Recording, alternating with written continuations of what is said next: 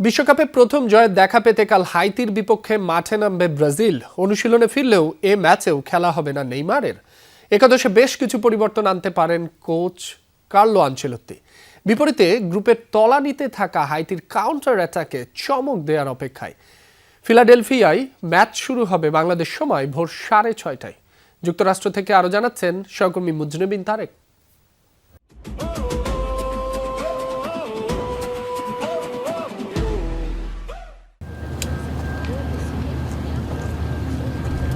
Group champion হওয়ার মিশনে নেইমারকে না পাওয়ার হতাশা নিয়ে হাইতির বিপক্ষে লড়তে হবে ব্রাজিলকে, যে কারণে নিউ জার্সি ছেড়ে মাগলাহেস ও রাফিনিয়াকে নিয়েও সতর্ক ব্রাজিল শিবির। ইবানেজের পরিবর্তে শুরুর একাদশে দেখা যেতে পারে দানিলোকে। তবে মরক্কোর বিপক্ষে হতাশ করলেও মাঝমাঠে ক্যাসিমিরোর জায়গা পাকে। মাঝমাঠে লুকাস পাকেতার পরিবর্তে লুইস হেনরিককে নামিয়ে চমক দেখাতে পারেন কোচ কার্লো আনচেলত্তি। হাইতির বিপক্ষে বড় জয় পেতে 4-2-4 ফরমেশন বেছে নিতে পারেন এই ইতালিয়ান মাস্টারমাইন্ড। আর যে ছকে স্পটলাইট থাকবে আগের ম্যাচের গোলদাতা ভিনিসিয়াস জুনিয়রের দিকে। প্রথম ম্যাচের পারফরমেন্সে আমি সন্তুষ্ট নই, তাই হাইতির বিপক্ষে মূল ম্যাচে একাদশে পরিবর্তন আসবে। হাইতি শারীরিকভাবে অনেক শক্তিশালী এবং সুশৃঙ্খল রক্ষণভাগের দল।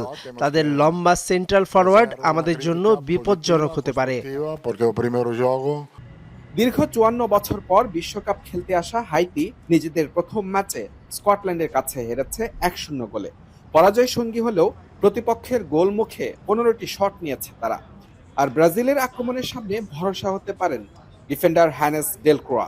সেক্ষেত্রে বাস পার্কিং বা রক্ষণাত্মক কৌশলের সঙ্গে গতিময় কাউন্টার অ্যাটাকে ব্রাজিলকে চমকে দেওয়ার চেষ্টা থাকবে ক্যারিবিয়ান প্রতিনিধিদের। সি গ্রুপে 3 পয়েন্ট নিয়ে শীর্ষে স্কটল্যান্ড, মরক্কোর সমান 1 পয়েন্ট ব্রাজিলের। তলানিতে হাইতি, র্যাঙ্কিংয়েও সেলেসাওদের চেয়ে 81 ধাপ পিছিয়ে ক্যারিবিয়ান দেশটি। সবশেষ 1978 বিশ্বকাপে নিজেদের প্রথম 2 ম্যাচে জয়বঞ্চিত ছিল ব্রাজিল। এবার সে সংখ্যা কিছুটা কম। হাইতির বিপক্ষে কখনোই হারেনি সেলেসাওরা। 7-1 গোলের জয়জামান আছে, 6-0 ব্যবধানের জয়ও আছে। তবে গ্রুপ চ্যাম্পিয়ন হতে হলে হাইতির বিপক্ষে জিততে হবে বড় ব্যবধানে। বিপরীতে নকআউট স্টেজে যেতে হলে জয়ের কোনো বিকল্প নেই হাইতির সামনে। মুজরাবিন তারেক, যমুনা স্পোর্টস, যুক্তরাষ্ট্র।